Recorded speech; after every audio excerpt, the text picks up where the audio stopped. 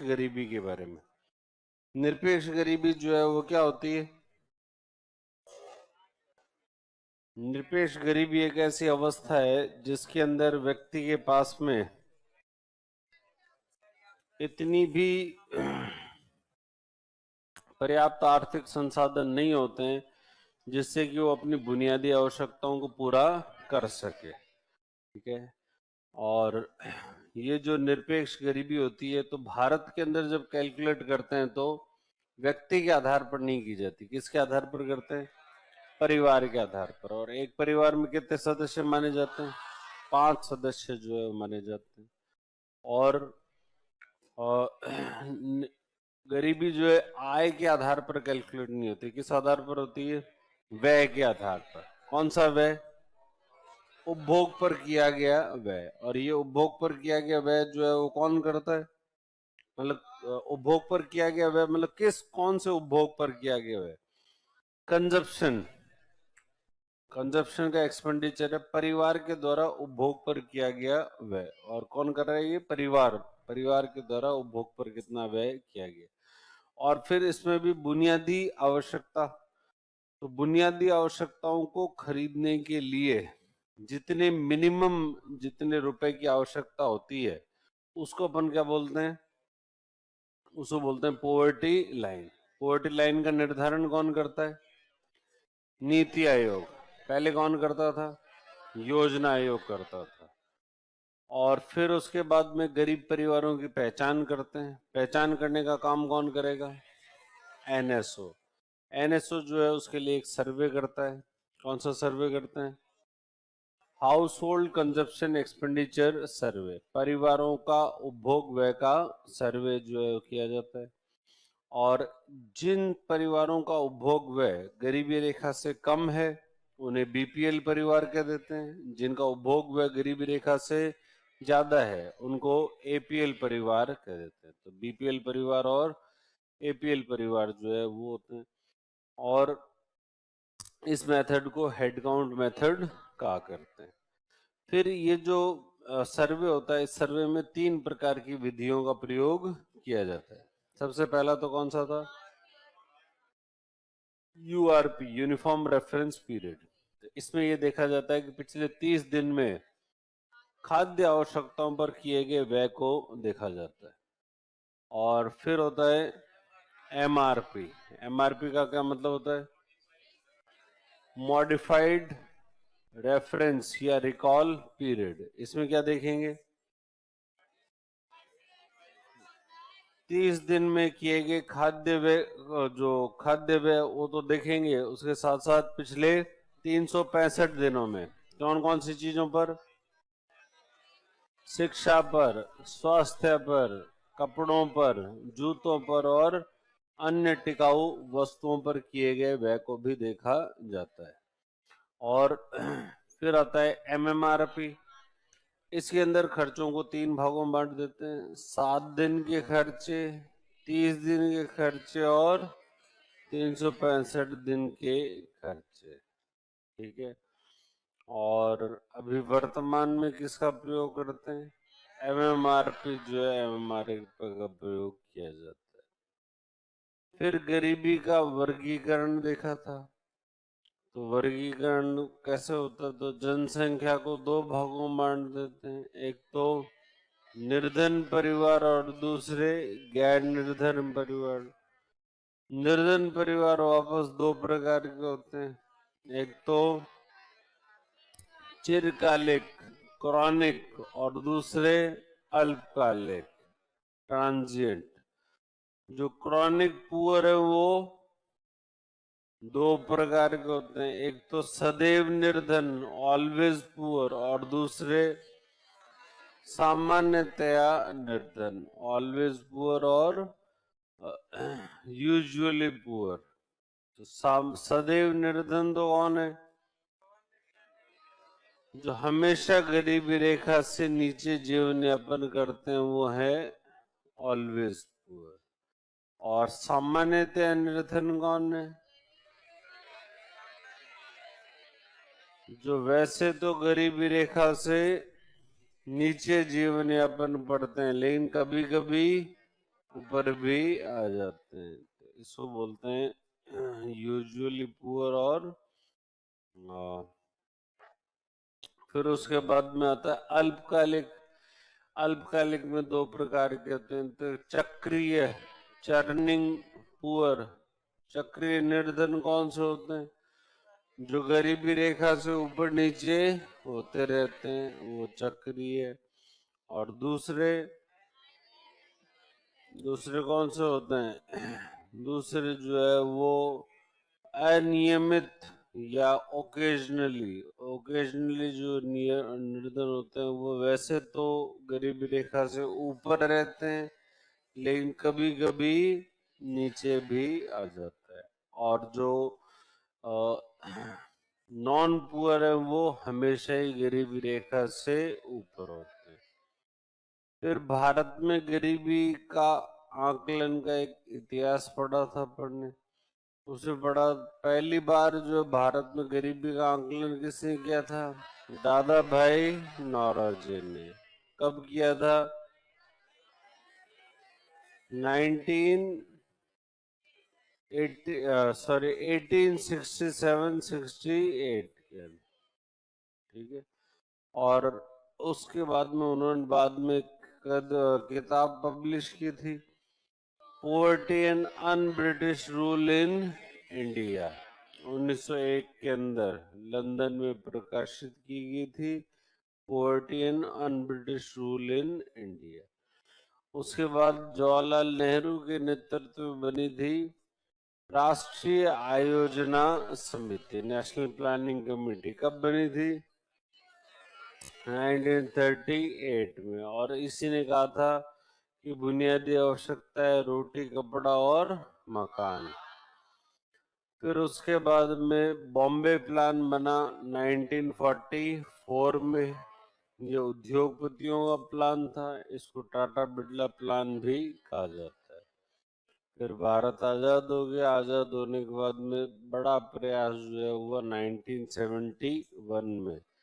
1971 में कौन सी कमेटी बनी थी? दांडेकर और रथ समिति। ठीक है, वीएम दांडेकर और एन रथ, इनकी एक कमेटी बनी 1971 में। और इन्होंने कहा कि कौन सी विधि को अपनाया चाहिए? कैलोरी उपभोग विधि को अपनाया जाना चाहिए। ये क्या होती है कैलोरी उपभोग विधि? कैलोरी कंजप्शन मेथोडोलॉजी का मतलब देखो देखो बुनियादी आवश्यकता की डेफिनेशन उन्होंने कहा, रोटी, कपड़ा, मकान में ये कपड़ा हटाओ और मकान हटाओ। सिर्फ और सिर्फ बुनियादी आवश्यकता क्या है? रोटी। अब रोटी में भी कौन गरीब है और कौन नहीं है कैसे पता लगेगा? तो जिसका पेट भरा हुआ है वो गरीब नहीं है, जिसका पेट नहीं भरा हुआ वो गरीब है। अब कैसे पता लगेगा किसी का पेट भरा है कि नहीं भरा हुआ? तो इन्होंने कहा कि भाई एक निश्चित कैलोरी है, और वो कैलोरी अगर आपको मिल गई, इसका मतलब पेट भरा हुआ है।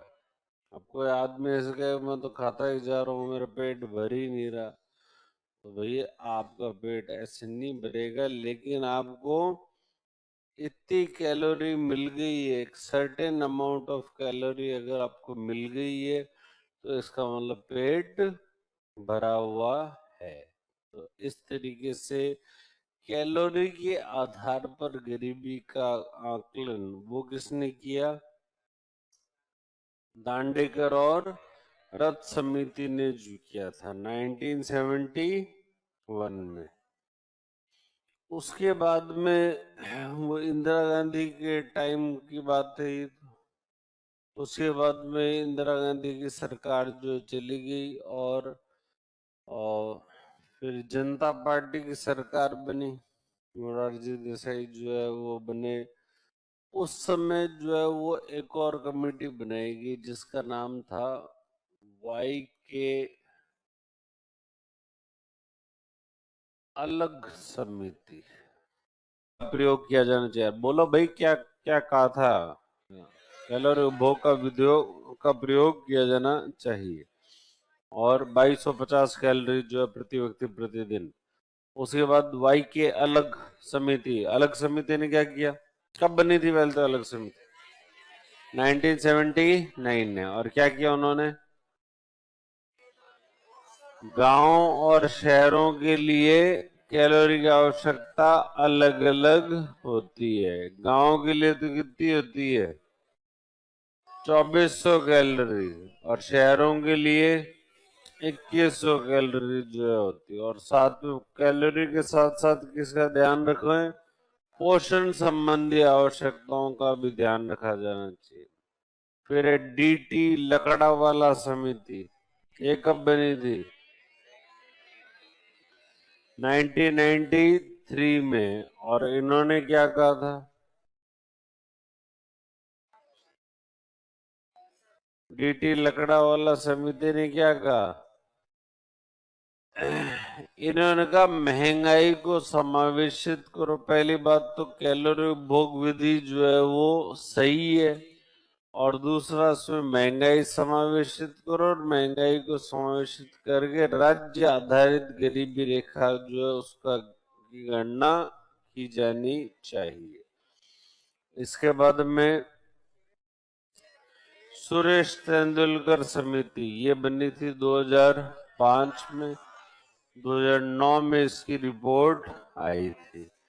इन्होंने कैलोरी उपभोग विधि की आलोचना की, और इन्होंने कहा कि सब वर्तमान के अंदर जो बुनियादी आवश्यकताएं वो क्या हो चुकी है, वो चेंज हो चुकी है, और इसलिए यूआरपी की जगह पर आप एमआरपी का प्रयोग, यूनिफॉर्म रेफरेंस पीरियड की जगह इसका प्रयोग करो, मिक्स रेफरेंस पीरियड जो उसका प्रयोग किया जाना चाहिए। और और इन्होंने फिर ये भी कहा कि गांवों के लिए और शहरों के लिए जो बुनियादी आवश्यकताएं वो एक समान है।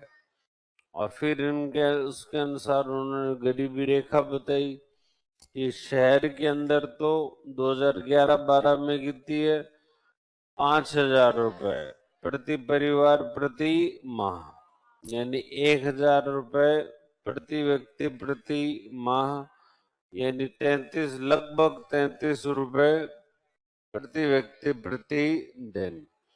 और गांव में 4080, 4080 तो है प्रति परिवार प्रति माह, 816 है प्रति व्यक्ति प्रति माह, और लगभग 27 रुपए है प्रति व्यक्ति प्रति दिन। और इससे गरीबों का प्रतिशत देखें तो 2004-05 में तो था 37.2%, और 2011-12 में हो गया 21.9। हालांकि इसमें थोड़ी कंट्रोवर्सी हुई, इसलिए फिर 2012 में बनाई गई रंगराजन समिति। और रंगराजन समिति ने फिर 2014 में अपनी रिपोर्ट दी। उन्होंने कहा यूआरपी की जगह एमआरपी की जगह करो एमएमआरपी का प्रयोग किया जाना चाहिए, और उन्होंने गरीबी रेखा को थोड़ा सा बढ़ा दिया। शहरों के लिए तो 7035 और गांवों के लिए 4860 रुपए। और उसके बाद में इनके अनुसार गरीबी कितनी का प्रतिशत कितना है, 29.5% जो है गरीबी का प्रतिशत रखा गया। ठीक है, हालांकि सरकार ने इस समिति की सिफारिश को स्वीकार नहीं किया, इसलिए अंतिम उपलब्ध आधिकारिक आंकड़ा वो कितना है, 21.9% का ही है। इसके बाद में जो है वैश्विक स्तर पर गरीबी का आंकलन वो कौन करता है, वर्ल्ड बैंक। वर्ल्ड बैंक के द्वारा गरीबी रेखा कितनी है, $3। $3 किस आधार पर, परचेजिंग पावर पैरिटी के आधार पर 2021 की परचेजिंग पावर पैरिटी के आधार पर जो है वो इसकी गणना की जाती है। परचेजिंग पावर पैरिटी क्या होती है? एक्सचेंज रेट निकालने का एक तरीका होता है कि एक ही वस्तु को अगर अलग अलग देशों में खरीदा जाए तो उसके लिए कितनी मुद्रा देनी पड़ती है। जैसे अगर एक पानी की बोतल भारत में 20 रुपए की आती है और यूएसए में $1 की आती है, तो इसका मतलब $1 किसके बराबर है? 20 रुपए के बराबर है। इसके बाद में वैश्विक बहुआयामी गरीबी सूचकांक। तो वैश्विक बहुआयामी गरीबी सूचकांक ये कौन जारी करता है?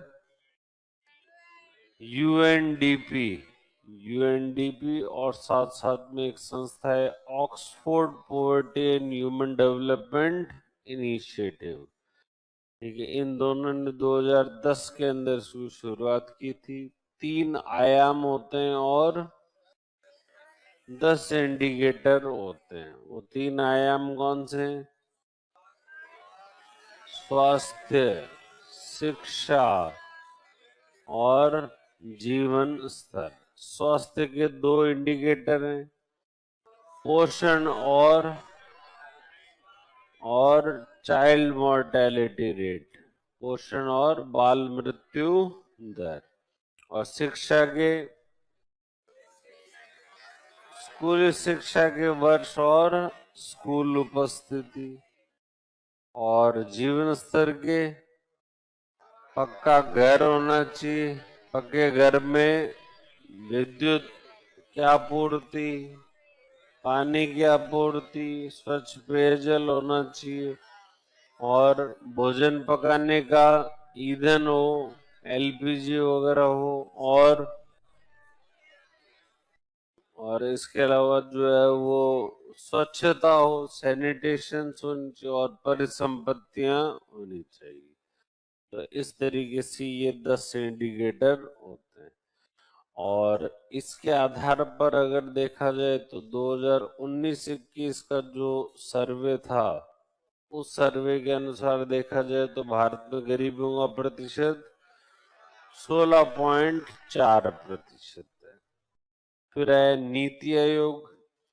नीति आयोग का बहुआयामी गरीबी सूचकांक, राष्ट्रीय बहुआयामी गरीबी सूचकांक, वो जारी किया गया था 2021 में। और 21 के अंदर जो नीति आयोग है उसने इस वैश्विक बहुआयामी गरीबी सूचकांक के आधार पर ही बनाया उसको। वही 3 आयाम है लेकिन इंडिकेटर 12 है। 3 आयाम तो वही है, चिकित्सा, स्वास्थ्य, शिक्षा और जीवन स्तर। स्वास्थ्य के अंदर 3 इंडिकेटर्स हैं। पहला तो है पोषण, दूसरा है बाल और किशोर मृत्यु दर और तीसरा है प्रसव पूर्व देखभाल, एंटीनेटल केयर। ठीक है, और फिर शिक्षा के अंदर स्कूली शिक्षा के वर्ष और स्कूल उपस्थिति, years of schooling and school attendance. और जीवन स्तर के अंदर पक्का घर होना चाहिए, घर में बिजली और पानी, विद्युत आपूर्ति और पानी का कनेक्शन होना चाहिए, स्वच्छता होनी चाहिए यानी टॉयलेट्स वगैरह हो, और भोजन पकाने का ईंधन हो, परिसंपत्तियां हो और बैंक अकाउंट। एक तो बैंक अकाउंट एक्स्ट्रा जोड़ दिया और एक प्रसव पूर्व देखभाल को एक्स्ट्रा जो है वो जोड़ा गया है। यहाँ तक कर लिया था न? और इसके आधार पर देखा जाए तो भारत के अंदर जो है सबसे ज्यादा समृद्ध राज्य कौन सा है? केरल। और 2019-21 के अंदर गरीबों का प्रतिशत कितना था? 2019-21 का राष्ट्रीय वो था नेशनल फैमिली हेल्थ सर्वे, 2019-21 में कितना था? 14 14.96% जो है वो भारत में गरीबों का प्रतिशत था। सबसे समृद्ध राज्य केरल, सबसे गरीब राज्य बिहार, और राजस्थान 10वां सबसे गरीब राज्य जो है उसकी कैटेगरी में आता है। और तो यहाँ तक पढ़ लिया था पढ़ने। कल अपने गरीबी वाला चैप्टर पढ़ लिया था पूरा। गरीबी में क्या पढ़ा था? कल गरीबी में पढ़े थे गरीबी के कारण और गरीबी निवारण के उपाय। तो गरीबी के क्या क्या कारण होते हैं? बेरोजगारी और वित्तीय समावेशन का अभाव, आर्थिक संसाधनों का असमान वितरण, सरकार की जो योजनाएं उन योजनाओं का पूर्णतः क्रियान्वयन न होना, भ्रष्टाचार और प्राकृतिक तथा मानव निर्मित आपदाएं, और स्वास्थ्य सेवाओं का अभाव और कुपोषण, मुद्रास्फीति और कम मजदूरी, और क्या है? सामाजिक कुरीतियां, सोशल इविल्स। अभियान और योजना में क्या फर्क होता है? अभियान और योजना फर्क नहीं समझते? अभियान क्या होता है? अभियान अभियान होता है, योजना योजना होती है? हाँ, अभियान का मतलब कि इसको अचीव करना है इतने टाइम के अंदर। चुनाव का अभियान होता है, हमें ये काम करना, कैंपेन के रूप में बहुत सारे लोगों को आपस में जोड़ा और आपने उस काम के लिए लगा दिया, उसको क्या बोलते हैं? अभियान। अभियान का मतलब बहुत सारे लोगों को जन जागरूकता भी फैला रहे हो और सब काम जो है, तो अभियान के रूप में उसको करेगा। अभियान में एनर्जी थोड़ी सी ज्यादा लगाई जाएगी, ऊर्जा जो है वो ज्यादा लगाई जाती है। कैंपेन चलाते हैं किसी भी चीज का, और उसका टाइम पीरियड थोड़ा कम होगा, 15 दिन का अभियान होगा, 1 महीना का अभियान होगा, 2 महीने का अभियान होगा। ऐसे लगातार अभियान चलता रहे तो ऐसा बड़ा मुद्दा होगा तो उसको लगातार बड़े मुद्दे बोलेंगे। फिर एक मिशन होता है, मिशन में क्या होगा? तो ऑब्जेक्टिव है, कोई टारगेट है, उस टारगेट को अपन को अचीव करना है, तो पहले से टारगेट होंगे अचीव करना। और योजना तो योजना होती है, ठीक है? अभियान अभियान होता है, योजना योजना होती है। हाँ, तो ये सब भ्रष्टाचार के कारण के बाद में भ्रष्टाचार के उपाय। उपाय क्या थे? 2 प्रकार के उपाय हैं। एक तो रिसाव सिद्धांत, या उसको ट्रिकल डाउन थ्योरी जो है कहते हैं। और ट्रिकल डाउन थ्योरी जो है किसकी है? डॉक्टर जगदीश भगवती और अरविंद पनगड़िया। और कौन सी किताब लिखी है उन्होंने? Why growth matters, why growth matters नाम की किताब लिखी थी। और उसमें उन्होंने कहा था कि सबसे पहले क्या करना चाहिए? फिजिकल इंफ्रास्ट्रक्चर, भौतिक आधारभूत ढांचा जो है वो सशक्त किया जाना चाहिए। और उसके साथ साथ आर्थिक सुधार करो। और जब आर्थिक सुधार करोगे तो आएगा निवेश, घरेलू भी आएगा, विदेशी भी आएगा। और जब निवेश एकत्रित होगा तो उससे रोजगार के अवसर जनरेट होंगे, रोजगार के अवसर होंगे तो आर्थिक संसाधन होंगे, आर्थिक संसाधन होंगे तो गरीबी अपने आप दूर हो जाएगी। और इससे सरकार जो उसकी भी टैक्स इनकम बढ़ेगी, और सरकार उस टैक्स इनकम का प्रयोग जो है वो आगे और कर सकती है। फिर दूसरा जो है वो लेकिन इसमें समस्या क्या है कि इसके अंदर तो समय ज्यादा लगता है, और दूसरा प्रारंभिक काल के अंदर इसमें या अल्पकाल के अंदर इसमें क्या होगा? आर्थिक असमानता बढ़ जाती है, तो इकोनॉमिक इनइक्वालिटी जो है वो बढ़ जाएगी। तो ये है ट्रिकल डाउन थ्योरी। उसके बाद दूसरा डायरेक्ट रिड्रेसल या प्रत्यक्ष निवारण। और प्रत्यक्ष निवारण का सिद्धांत किसने दिया? अमर्त्य सेन और जियाद द्रेज। और इन दोनों ने मिलकर एक किताब लिखी, N uncertain glory India and it's contradictions. और इस किताब में उन्होंने क्या लिखा कि सरकार के द्वारा जो है वो बुनियादी आवश्यकताएं उपलब्ध करवाई जानी चाहिए। बेसिक नीड्स कौन उपलब्ध करवाए? सरकार। सरकार जैसे उसके लिए क्या करे? सरकार जो है वो अलग अलग प्रकार की योजनाएं चलाए, जैसे मुफ्त जो है वो भोजन, मुफ्त चिकित्सा, मुफ्त शिक्षा, या नरेगा, रोजगार गारंटी की योजना, इस प्रकार की योजनाएं जो है वो चलाई जानी चाहिए। खाद्य सुरक्षा उपलब्ध करवाओ। फिर और इसके अंदर सामाजिक जो आधारभूत ढांचा है उसको विकसित करने में सरकार को जोर लगाना चाहिए, जैसे जैसे शिक्षा, चिकित्सा, इनकी चीजें जो है उनके लिए ज्यादा काम करना चाहिए। और अभी काफी सारी वर्तमान में कौन सी योजना, कौन सी विधि प्रयोग में ले रहे हैं? दोनों ही विधियों का प्रयोग जो है वो किया जा रहा है। तो सरकार ने कई सारी योजनाएं चलाई है। कौन कौन सी योजनाएं चलाई है? जैसे एक है प्रधानमंत्री गरीब कल्याण अन्न योजना, फिर दूसरी है पीएम पोषण 2.0, और सक्षम आंगनबाड़ी योजना, और प्रधानमंत्री आवास योजना, और प्रधानमंत्री उज्ज्वला योजना में एलपीजी सिलेंडर देते हैं, और स्वच्छ भारत मिशन, जल जीवन मिशन, और प्रधानमंत्री सौभाग्य योजना क्या होती है? हर घर के अंदर बिजली का कनेक्शन उपलब्ध करवाने, जिन जगहों पर बिजली का कनेक्शन नहीं है, बिजली का कनेक्शन उपलब्ध करवाने के लिए योजना चलेगी। कौन सी? पीएम सौभाग्य। वैसे फुल फॉर्म इसकी होती है सहज बिजली हर घर योजना। क्या है? सहज बिजली हर घर योजना, और शॉर्ट फॉर्म में कहते हैं पीएम सौभाग्य योजना। और ऐसी एक और इलेक्ट्रिसिटी वाली योजना है, उसको बोलते हैं सूर्य घर मुफ्त बिजली योजना, पीएम सूर्य घर मुफ्त बिजली योजना। और प्रधानमंत्री जनधन योजना, तो जनधन योजना के तहत अकाउंट जो है वो अकाउंट खोलेंगे। ये सारी योजनाएं जो है। और फिर शिक्षा के लिए कौन से हैं? समग्र शिक्षा अभियान और नई शिक्षा नीति जो है वो ओपन की गई। तो ये हो गए जो योजनाएं चलाई गई। तो ये तो हो गया गरीबी वाला टॉपिक पूरा। गरीबी के बाद में आज पढ़ेंगे अपन बेरोजगारी। गरीबी तो पढ़ ही ली, अब बेरोजगारी पर पड़ रही है। महसूस करने की चीजें हैं